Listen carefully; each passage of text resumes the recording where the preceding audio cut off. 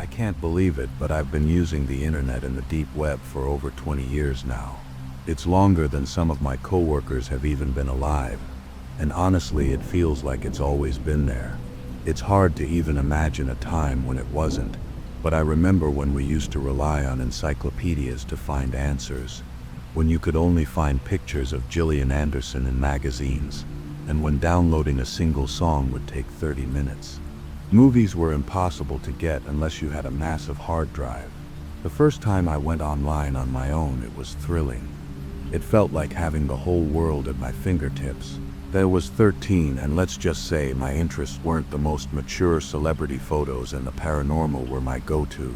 At that age, I built a homepage on Fortune City, linking it to a dark web ring where I found all kinds of strange sites. Pages about spellbooks, goth cultures, and even some weird, gross-out sites. That's when I met Angelica. I found her page. What was it? Angel Fire, I think? It was a simple, clean design, but the animations, the MIDI music, and those flashing frames. It was like her page was alive. I spent hours browsing it, impressed by her creativity.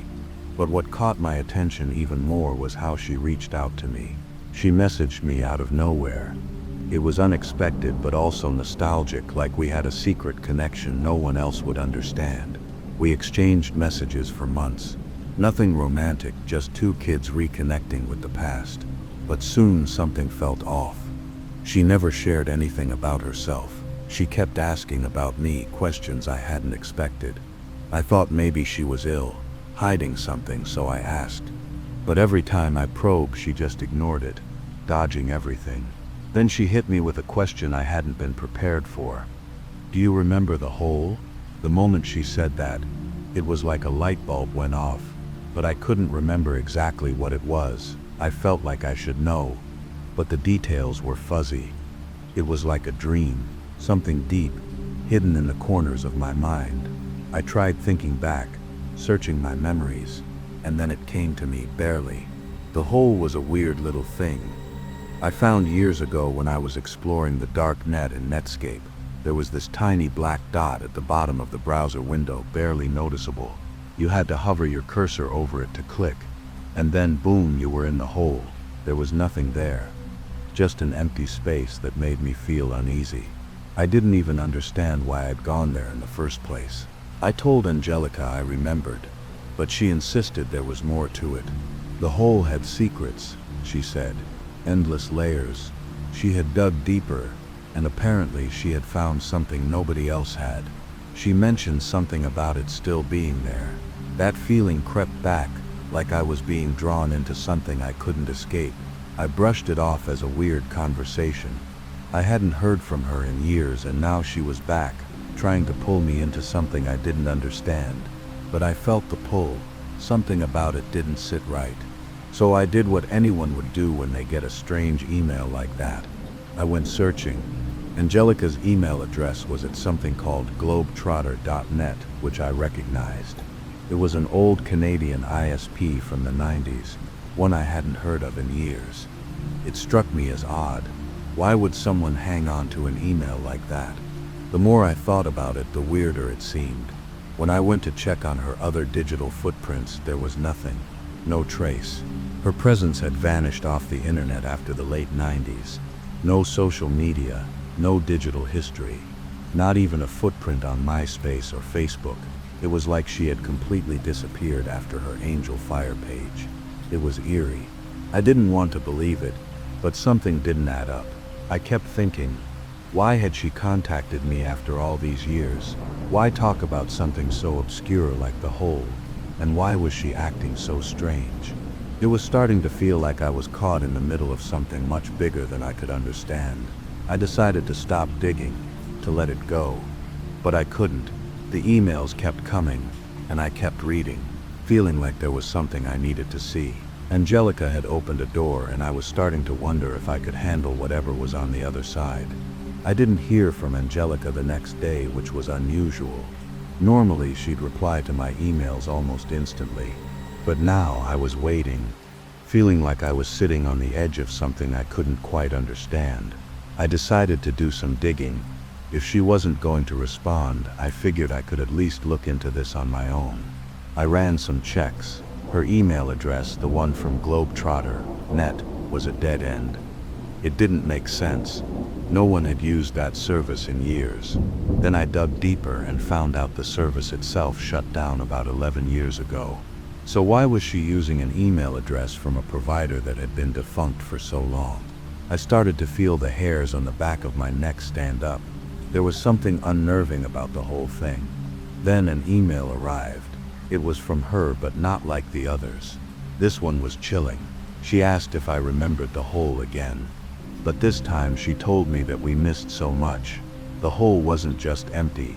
It had layers, secrets that went deeper. Everyone else stopped at the first layer, she said. But I kept going. The more I read, the more disturbed I became. I felt like I was being dragged into a nightmare. Angelica had gone deeper. She said she found a way to go further. That the hole still existed, hidden, but waiting for someone to figure it out. I didn't reply to her email immediately. Part of me wanted to brush it off as some elaborate prank. Angelica had always been a bit eccentric, but this was beyond anything I'd ever experienced. I decided to run some checks on her just to see if I could find anything that would explain this. I went through all the usual channels. Social media, forums, old web pages, nothing. Her name was nowhere to be found. No records from any time after her Angel Fire page went down. It was like she didn't exist anymore. Like she had never existed. It hit me hard, harder than I expected. Why had she reached out to me after all these years? Why this topic? Why the hole? Then as I was trying to sort through my thoughts, I got a message from an old friend. Reps Kelly, or Rap as we called him, was a guy I knew back in the day from the dark corners of the web. He had always been a bit of a hacker, a guy who lived for anonymity and pushing the limits of what the internet could do. I hadn't talked to him in years, but his message had me thinking. He told me that he had been hearing some strange things from people he knew about the same hole, about a place where people could get lost in a different way. The details were sketchy, but it sounded like the same thing I had been hearing about from Angelica. I asked him if he knew anything about her. But when I mentioned her name, the conversation turned strange. He went quiet. When I pushed, he said that he hadn't heard of her, and that the whole thing was probably just some elaborate prank. But then he hit me with something I wasn't expecting. He mentioned a guy named Reggie. I didn't recognize the name, but Rap said Reggie had been a part of the same internet forums we used to frequent. Reggie had disappeared off the map for years, only to suddenly reappear a few months ago. He was acting strange, talking about a new kind of hacking, something that involved the mind, something much deeper. But when he started posting links, when people started clicking them, everything changed. Rap said that Reggie had sent a link to a forum, a hidden one, only accessible to certain people, but when someone finally clicked it, something happened.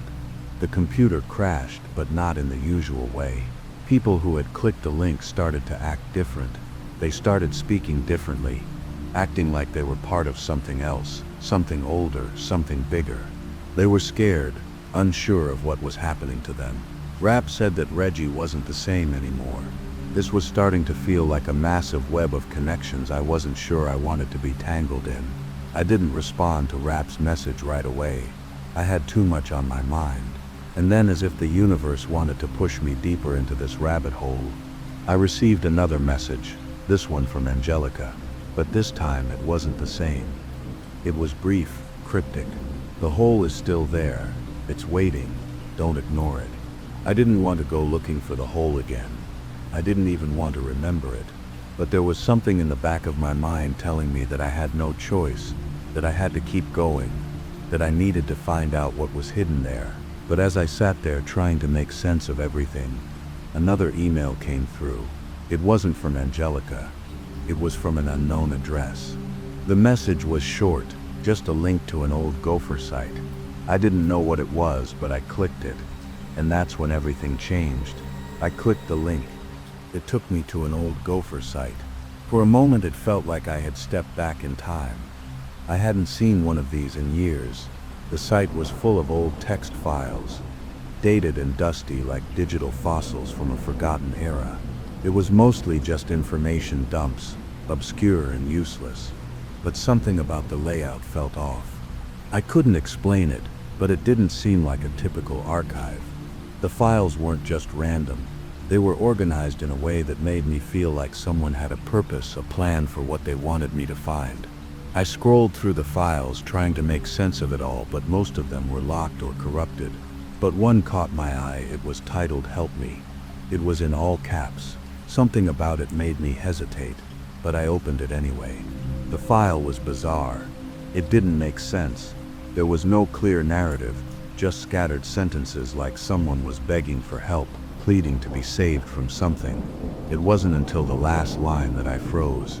The hole knows, it never forgets. It was the hole again, but now it felt more real, more alive. I couldn't ignore it anymore. I couldn't shake the feeling that I was being pulled into something I couldn't control. I needed answers, and I was willing to do whatever it took to get them. I had to go back to the Egypt, the place I'd visited years ago, the internet cafe where Angelica and I had spent hours on end. It was the one place I hadn't looked into yet. The one place that still held some piece of the puzzle. The only problem was the Egypt wasn't there anymore. At least not in any way I recognized. I drove to the location, my heart pounding the entire time. When I pulled up, I wasn't sure what to expect, but certainly not this. The place had been abandoned.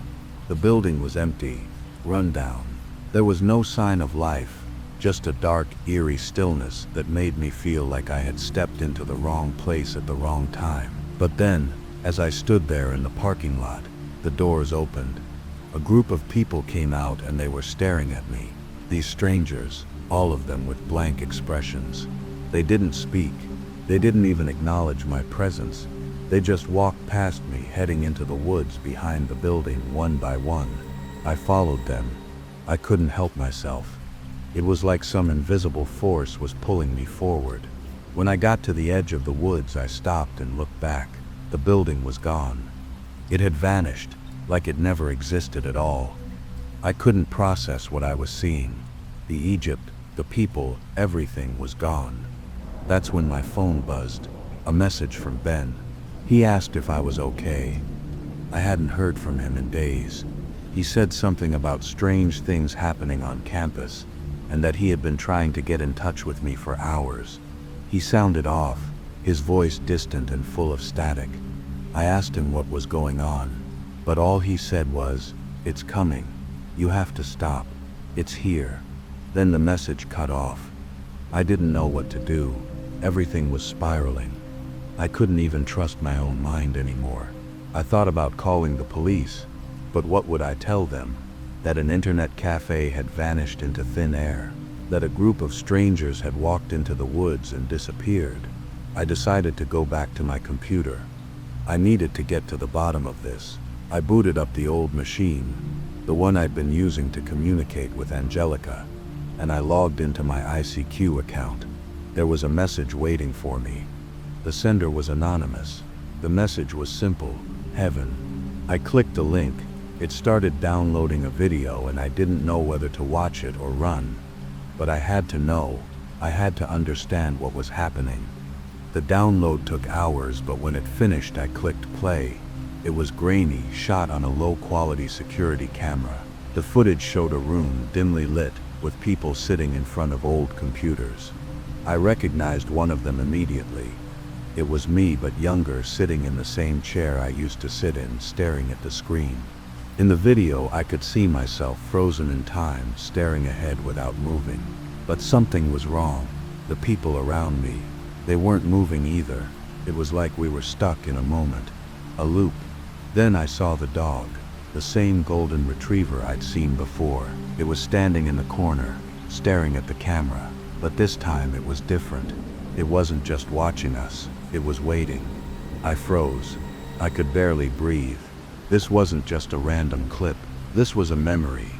It was something I had seen, something I had lived through. I stopped the video, my hands shaking. This was too much. I couldn't keep going. I had to get out. I grabbed my coat and ran out the door, not even thinking about what I was leaving behind.